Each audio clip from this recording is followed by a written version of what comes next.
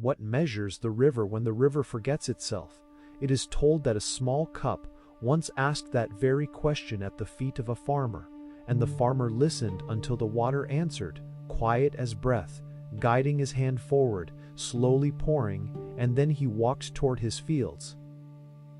The village watched as the river thinned and the air grew heavy with the taste of drought, and people murmured about loss and luck, about gods and seasons, while a man named Rafi tended his small plot with calm hands, measuring each cupful with the same old clay vessel, as if counting invisible stars, and the village asked why he bothered, and he simply smiled and continued to pour, steady as a compass, moving toward the next furrow. Across the dry road lived Joran, whose fields were wide and whose barns were full, and when the river first faltered, he sold off seed and idea into every tract he could buy, believing abundance was a thing to be gathered and kept, and he scoffed at the small clay cup and its slow, precise ritual, striding away to tend to wider rows with quick, hungry hands, and the river watched their choices like a slow, impartial judge.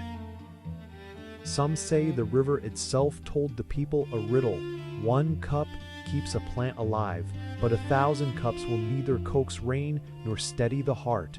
And the elders whispered this to Rafi and to Joran, each hearing what suited their hunger, and the seeds of choice slipped into the soil between them, quietly rooting, and the day closed on a hush of expectation.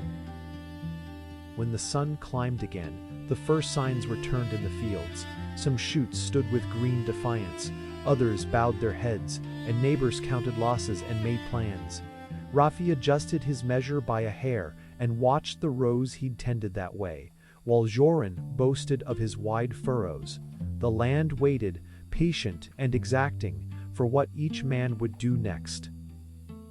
The drought settled like dust into the bones of the valley.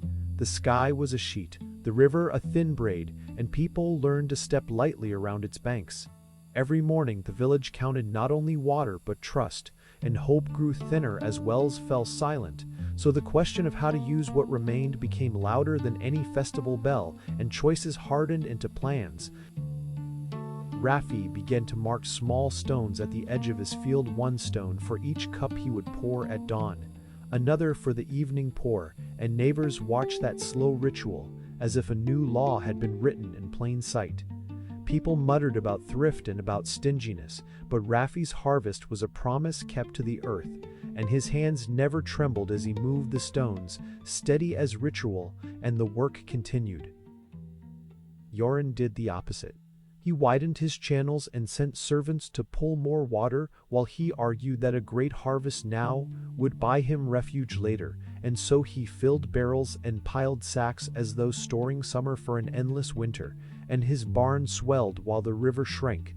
But a tense note crept into his laughter, like a drum with one missing skin, and neighbors noticed the imbalance with a kind of quiet dread. When the well ran thin enough for everyone to hear, men and women began to argue, not just from hunger, but from fear, and old debts and new promises tangled on the lips of those who came to draw water, while Rafi continued his quiet counting and Joran hurried back from his stores, face hot with calculation, and the well's rim held more than water that day. It held the shape of choices about to be made. The village elders called a council and said plainly that some plan must bind them, but Joran argued that each should manage his own land, and Rafi suggested a different idea, that water be measured and shared according to need and seed, not weight of barns, and the elders listened, some leaning to Joran's pride and others to Rafi's small cup, and the vote would come with sunrise, when the land would test them again. At dawn the village voted, a measured sharing was agreed. Not because all loved it, but because many feared the alternative, and they gave Rafi the small task of keeping the count, for he had shown steadiness where others had shown haste. And though Joran grumbled and paced, the cords were cast, and the clay cup would rule the day, shaping who drank and who waited, and the fields fell into a new rhythm.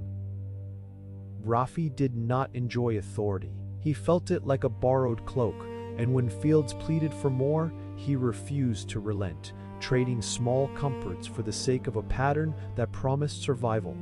and he even gave away seed to a neighbor who had none, measuring cupfuls while the sky held its breath, and every refusal was a quiet lesson in what balance can buy when fear knocks at the door. Joran, denied the easy luxury of taking more, turned to his stores and burned with resentment. He used more water in secret at one corner of his land, coaxing a few fields to bloom brighter than their neighbors, and his pride tasted sweet as summer fruit until the river's stubborn law began to show its teeth, and what he had hidden could not hide the hollowness growing beneath his roof, and soon his choice would meet consequence. A blight came in an hour when men were tired and dew was thin, and it found the lush, secretly watered patch first. Disease favors sudden abundance, and it feeds on what is pushed beyond natural measure. So Joran's bright rose went sick in a single breath while his barrel stood heavy and useless, and the village watched the lesson unfold like wind scattering old paper, and all wondered which measure had been wiser. With crops failing in places and surviving in others, the village's hunger turned to truth. Moderation had not been a trivial law, but a costly kindness, and the council called again to ask how best to repair the breach, while Joran stared at his heavy barns and thin fields, and the measures that had seemed small now looked like the fine threads holding a tent together, ready to be mended or to give way entirely.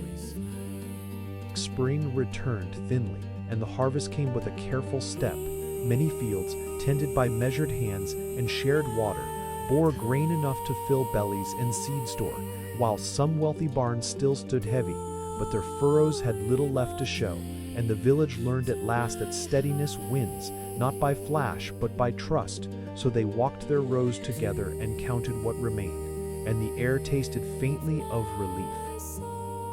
Joran sat beneath his heavy beams and finally understood the cost of his choices as he watched rot where he had pushed, and the weight of full barns felt suddenly hollow when fields refused to answer.